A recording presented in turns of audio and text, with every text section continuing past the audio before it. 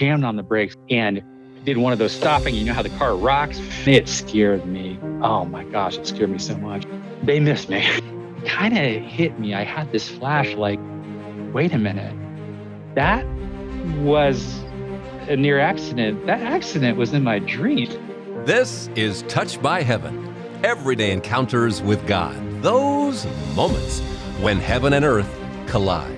Today, prophetic dreams. Welcome to episode 220. So glad you're here. I'm Trapper Jack. We've had people on the program who've had prophetic dreams, but they can't do a thing about it. You know, it's just going to be what it's going to be. Here's like your warning. Here it comes.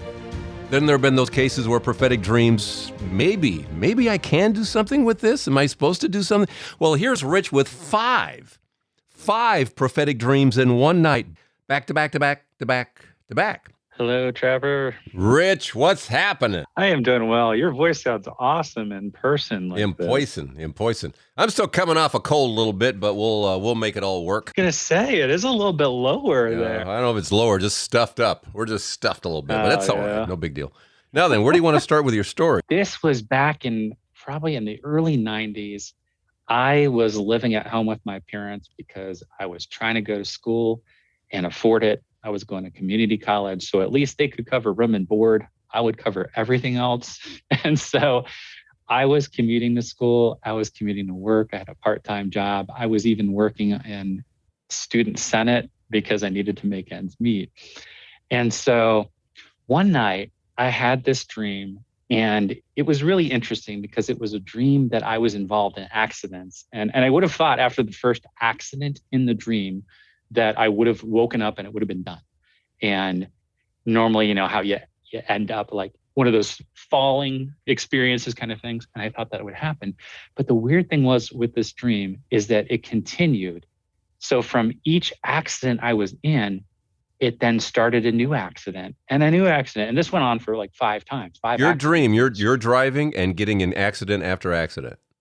Yeah. And they were all very unique situations in different places. And you didn't wake up. And I didn't wake up. And I thought, well, this is really odd. And so in the morning after that series of dreams, I just thought, wow, that was really odd. And it was one of those ones where it's like I remembered everything in the dream. And so I was just kind of like, okay, whatever. So getting ready for my day, and I head out on the road, and we lived in a residential area. And I was traveling up that road, and just about a mile up the road was a stop sign. It was a T-junction. And this is a normal route that I'd run. I had never gotten into any accidents on this route going to school. College was the first place I was going to be going that day. And so I looked right, I looked left, and I looked back right, and then ready to turn left. And there must have been a blind spot where this car was coming, and they were traveling at a really high rate of speed. So residential, about 35 miles an hour. They must have been going probably about twice that amount. And as soon as my eye caught that, I jammed on the brakes because I already accelerated, and I did one of those stopping, you know how the car rocks when you hit the brakes. And I found out I was barely into that intersection, but just enough where they hadn't hit me. And it scared me. Oh my gosh, it scared me so much. But they missed you. They missed me. Thank God they did.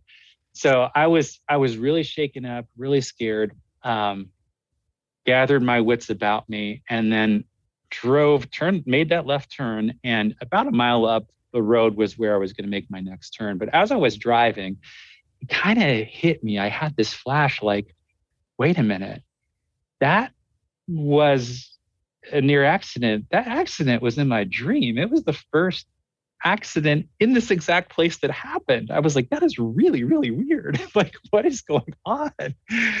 And so I'm like, kind of like, okay, whatever, you know, these things happen. It's coincidence.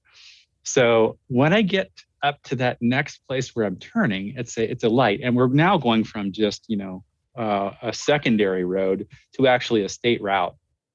And it was at a light, and you could turn right on a red. I was always cautious, but I was like, you know, I just got in an accident and kind of had this dream last night. It's kind of weird. So I better hesitate. So instead of turning on that right, I waited. And what happened was, barreling on the left side, a trucker had run this light. his light, even though my light had just turned green and I had hesitated because of all that was going on and all of this stuff. And had I not hesitated, I would have been sideswiped again, but this time by an 18-wheeler. At that point, I just started laughing because I'm thinking about this dream. That was the exact second place in the dream. It was almost like this video started playing out from my dream, that it was exactly like my dream. All the situations I was in, all the circumstances, the surroundings, even down to the point where it was a car at a stop sign, it was a truck at a stoplight.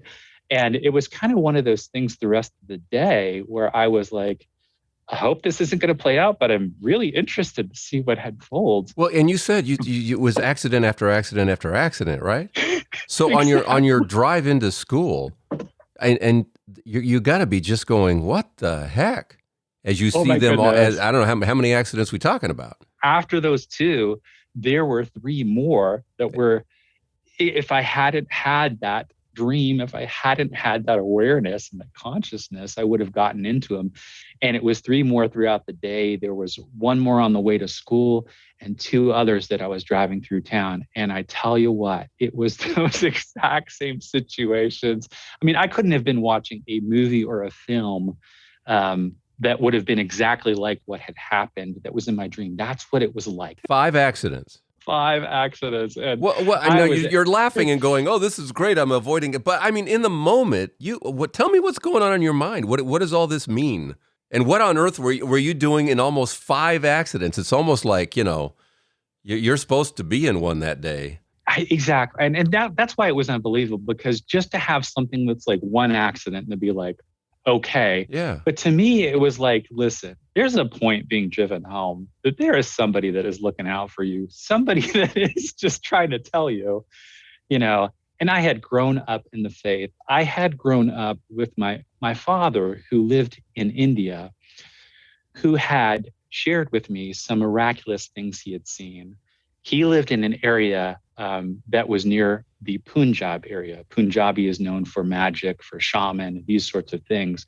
And my dad grew up as a person of faith, and at an early age, he knew that he wanted to go into theology. But he told me about experiences that he would see that were just amazing, miraculous experiences, right?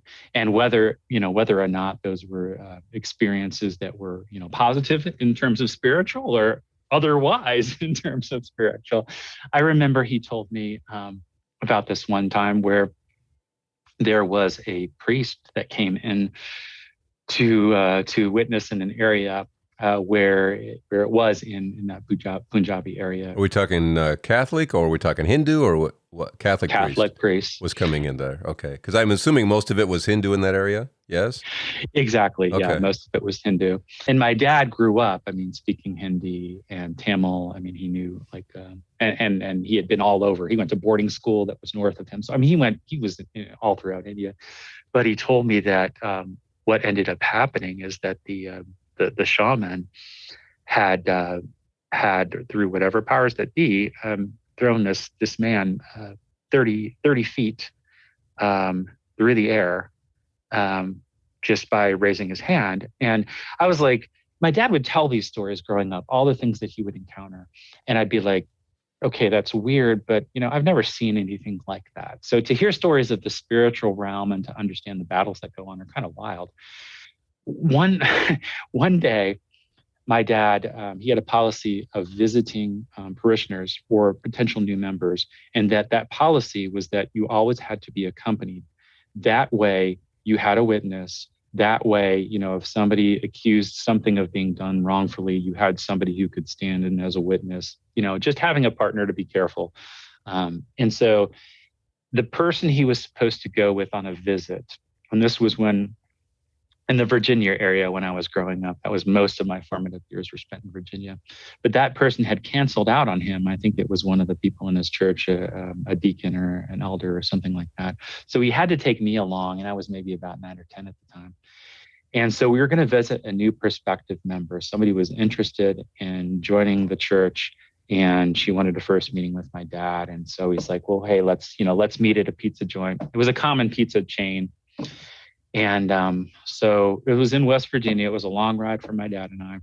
we sat down with her at the table, and they brought out their trademark dimple red glasses. It's plastic thick glasses, right? And they were our drinks that we ordered. And so this woman started telling my dad the story. She was coming out of a situation where her mother was in witchcraft, Wiccan, kind of a cult scenario.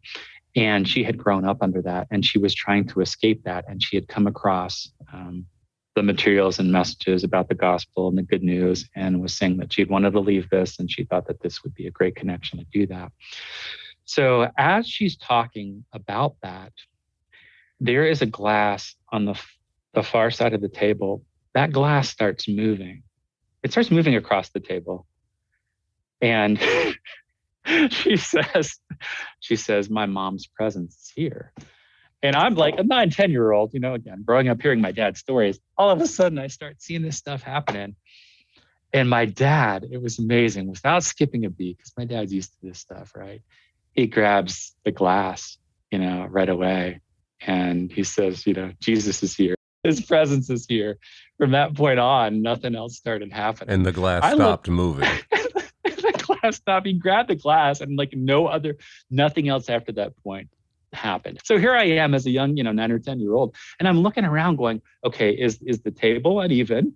Was the glass, glass is sweat? Is the glass sweating? She didn't have a coaster under there. I'm trying to explain this rationally and logically, and I'm like, no. So I knew at an early age that, that the spiritual powers are there, and as you've talked about, the prince of the peace of the power of the air, and who rules this world. I mean, that's really eye-opening when you understand that these battles are going on behind the scenes. So just kind of that whole experience made me understand, because I've had so many things like that in my life, that, biblically, God works through dreams. God works through premonitions. God works through the still, small, quiet voices, the urges, and that's how the Holy Spirit works and works through us.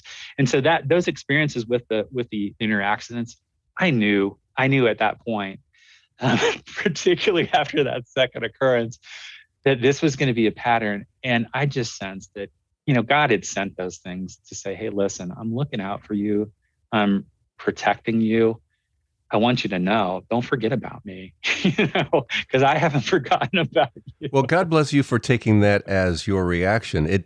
You didn't. There's a choice in that. The first choice could be somebody's trying to kill me. So the powers of whatever are trying to kill me, and oh my gosh, and you could have just panicked your brains out, but instead you go, no, somebody's protecting me with those dreams. Somebody is protecting Absolutely. me and giving me a talk about prophetic dream. My gosh, 5 times. Yeah. On the other side of that, I mean, you're given, yes, 5 times you're being told there's somebody protecting you, there's somebody loving you. By the same token, by the fact that you almost were in 5 accidents, are you also thinking about some dark force out there trying to end your life? Is that entering into the picture? Definitely part of the picture, but then understanding the power, that's in that, of who's protecting me. And that, I think, was the first time something like that had happened to me personally, where I took it sincerely and seriously. I'd often heard about this happening to other people. In fact, my dad had a book that had been written by members of our congregation about those experiences that they had encountered. And, again, it was always somebody else's experiences. And I was like, oh, that's awesome. But it's always that question of, well, that never happens to me.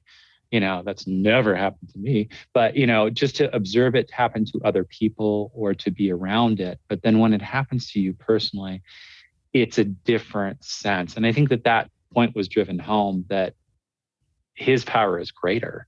He will protect you. He will hedge off those things, And then I think naturally the mind goes to, well, what are some of those things that I don't even know about that he hedged off? Yeah. Like, it's one thing to be revealed, like, hey, you were in it, you saw what he protected you from. But what about the things that I don't even know about that I suppose one day will be revealed behind the curtain? Think about the times, you can't find the keys, you can't find your coat, you can't find that whatever it is, and it changes the timing of when you're out on the road, because as you know, as you listen to these episodes, there are so many road incidents. The most dramatic being, yes, people driving through other people and cars and all these kinds of things, and just mind-boggling. Yours with the prophetic dreams and all that. I have some in the pipeline I haven't aired yet that, again, they're head shakers of just like, wow, incredible moments of protection. Incredible moments of protection. And you're right. How often are we just blind to the fact as we go through life saying, boy, where's God in my life? You don't know that he just saved, the back at the corner where the 18-wheeler was supposed to take you out, but he delayed you or sped you up or whatever. My goodness. Can you imagine when he's going to play that movie for us about all the entirety of those experiences? Because I think about that movie unfolded in my own experience that it was revealed. But yeah, that's going to be awesome. Oh, when you get to heaven, you get to watch the movie. Yeah. Absolutely. Yeah. Okay, you want to see all those times? Yeah, it's going to be awesome. Let's pause right about here. Then more with Rich and the prophetic here on Touched by Heaven. Quick Patreon shout out. Thanks, Sue. Sue Vandeveld has joined the Patreon family. Thank you so much for that.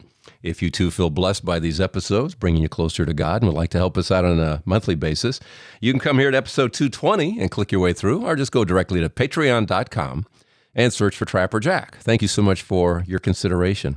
Now, the next story involving Rich and the prophetic involves his wife. They plan on having kids and all that 5 years down the road, and things aren't happening, so they're thinking about, maybe we have to do something about this. Meanwhile, when they first got together, the message, the prophetic, was very clear about what was going to happen. I had another premonition that we were going to have children, and they were going to be a boy and a girl. They were going to be twins, but we're having trouble having children. And we're wondering why. We start going through the in vitro fertilization process. I remember having that premonition, and I said, listen, at that point in time, when we started going into this world of, okay, here's the procedures, here's what insurance is going to cover. I said, listen, I had this dream way back when, and I said, it was a premonition dream. And I said, we are going to have a boy and a girl, and they're going to be twins. Because then they do an ultrasound, and then they can tell you, what's happening and how it's going. And I remember my wife was on the table, and they did the ultrasound, and they're like, great news, there are two. Of course there are. Right? Of course. She looks at me and her jaw drops, and she's just like, oh God. I said, exactly. And when both of us are looking at each other, and I just kind of nod my head, just kind of like this smile. And I'm like, So if we just speed that story up, how old are the kids? They are 18 and a half. They are on their way to college. Wow. Dreams are interesting. They, a lot of times dreams are just like, why did I have a goat doing a half gainer off into a glass of water? And it's like that means nothing. But other times, in your case, I mean, they're so visual. This is what it is. There's no symbolism in it. It just, this is what it is, My dreams tend to be more symbolic, where I can go, okay, that means this, that means that. It's, as opposed to here are the facts, Now, the next story involving Rich and the prophetic has to do with a divine voice that he knows is God. One morning, he's getting dressed, tucking in his shirt, and he touches the testicles, and he realizes something isn't right here. So it was just one morning. It was before I was supposed to go to church to lead worship. And it was very early in the morning. Something's going on, a growth, something is happening. And sure enough, it turns out to be cancer. But it was at the very moment that he touched the spot, that voice came very clear, kind of a conscious voice that said, you have cancer. It's spread. You'll be okay if you honor me. I mean, just as clear as day. Like, I knew something was going on. I knew something was wrong just at that moment. And that voice said that exactly to me. And it was told to me that something was wrong. Here's what it is. Here's what's going to happen, but you're going to be okay. There's conditions to it. Honor me.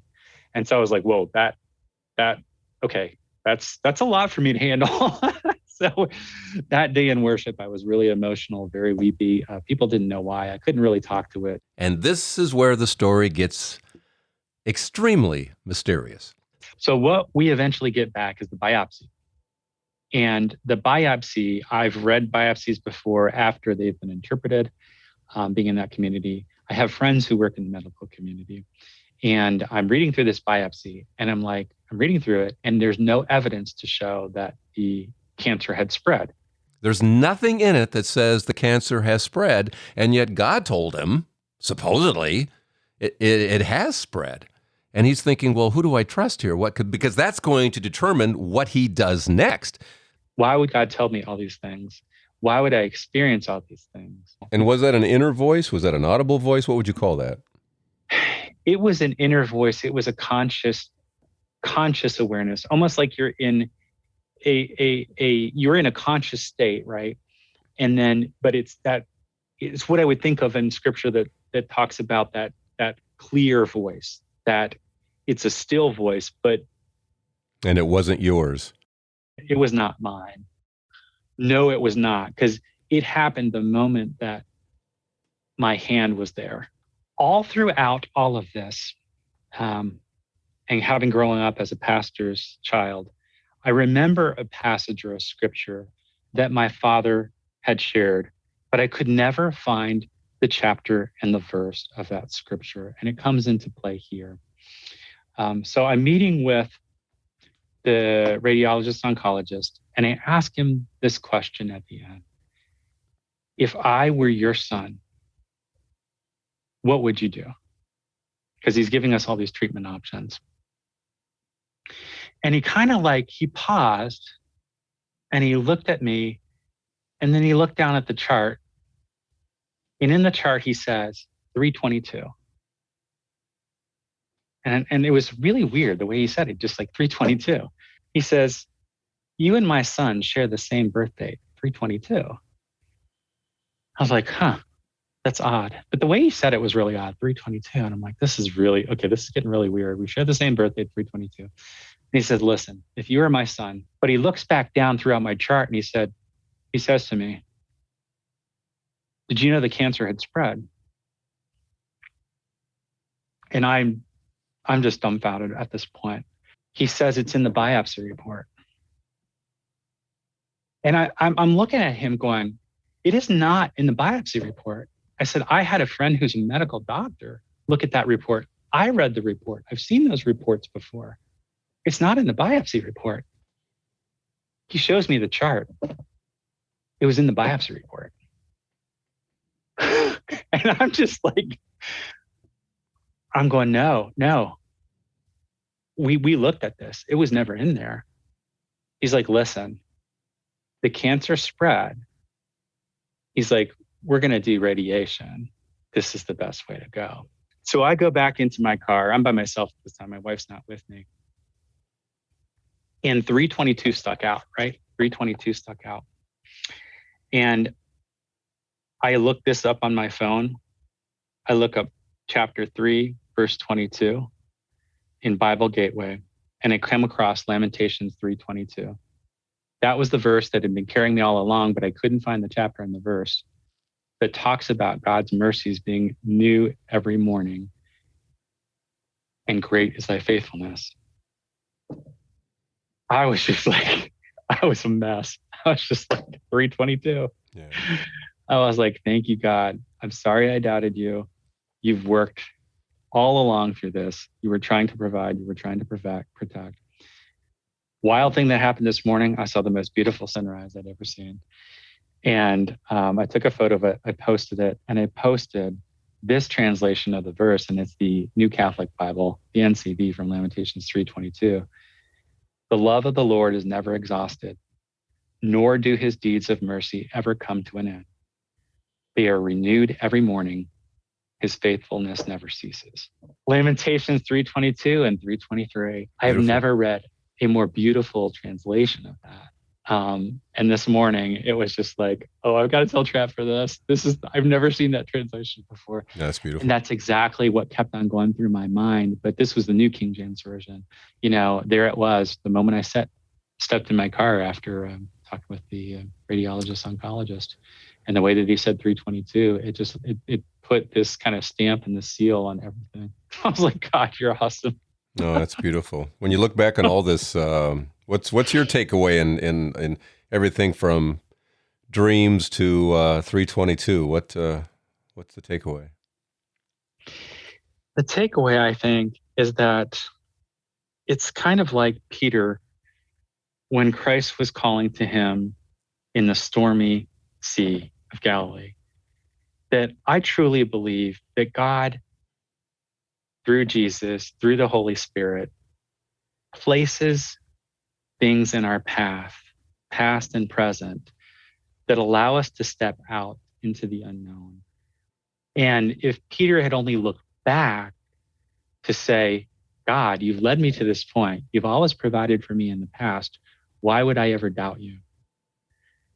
I think that God had created those stories to come to things like that, where we could say, I'm not going to doubt you. I'm going to trust you. I'm going to trust your word because you've provided those things for me in the past.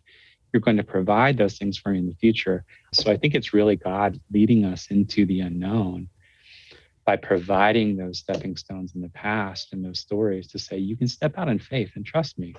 Trust me. I'm looking out for you. I'm protecting you. I'm providing you a way, but you just have to trust me. And it allows us to go into the unknown and give us that faith when we can look back. Well, Absolutely. this has been wonderful. I appreciate this, Rich. I really do. Oh man, likewise. It's so good to hear you. And thank you so much for your ministry. I mean, it is doing some awesome, awesome stuff. You have such a gift too. You have such a gift. It's just awesome. Well, all of this is a gift to me. All of this is a gift. I mean, he just keeps bringing me people like you who, It's cool stuff. it's just every week there's somebody else there. And it just continues to dazzle me of the beautiful people that he keeps delivering and the stories that come from those people. Thanks, Rich. And I'm going to add a PS to Rich's story that has nothing to do with the prophetic. I just think it's really interesting about a special gift that Rich has. I'm going to add a little PS to this. But first, I want to kind of look at my own little takeaways and all this. Yes, the 5 prophetic dreams in one night. I'm thinking somebody's trying to get me. And he's been around this enough, whether it's the preacher's kid or whatever, to say no, but no, God's trying to protect me, warn me.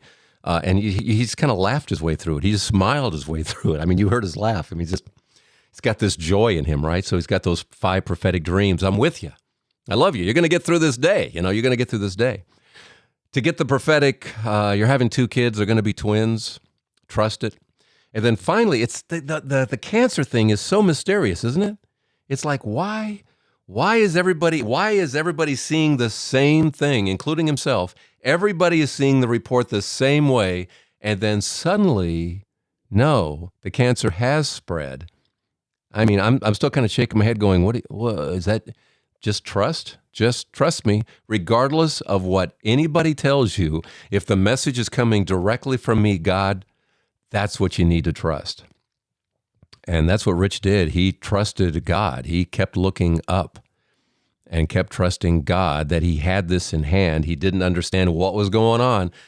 And who among us does? As you go through your life, who among us can say, oh, I've got this all pegged. I got my life figured out, and I figured out God. No, it just remains a day-to-day mystery, some days more than others, when you just have to trust that he's got this.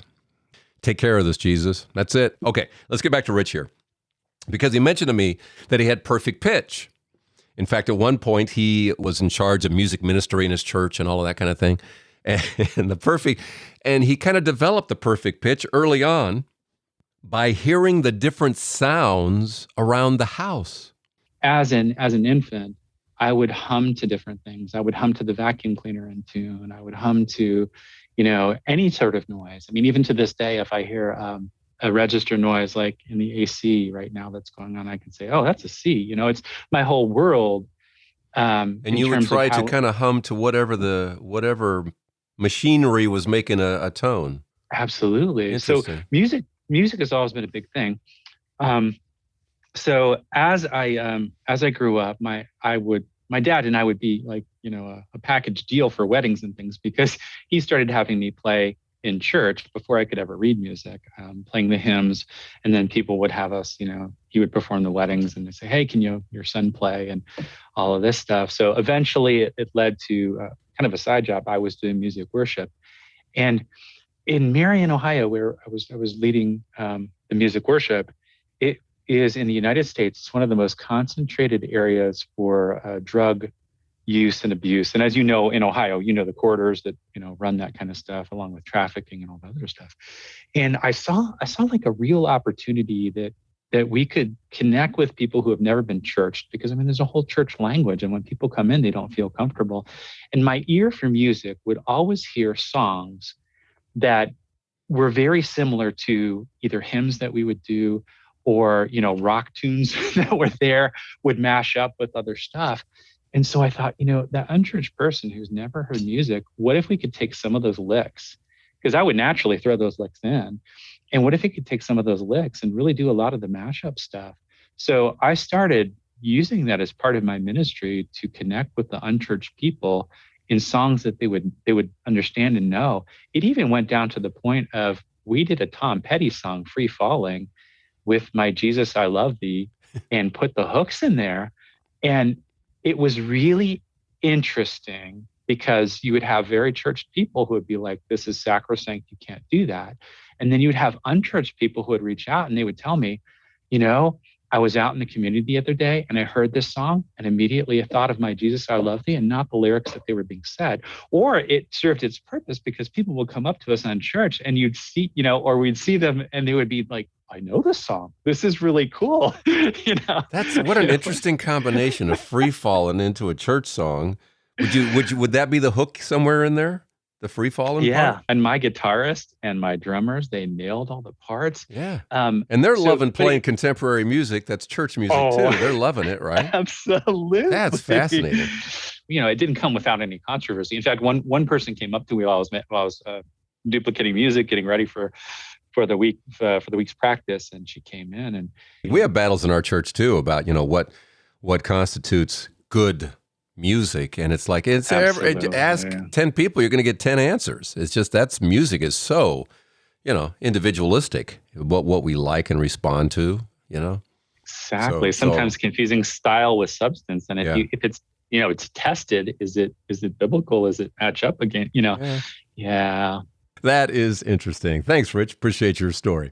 So, what is your story? Get hold of me here at touchedbyheaven.net.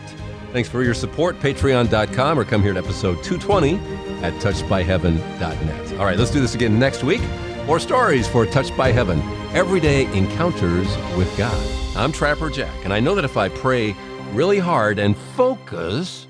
There is a glass on the far side of the table. That glass starts moving. It starts moving across the table.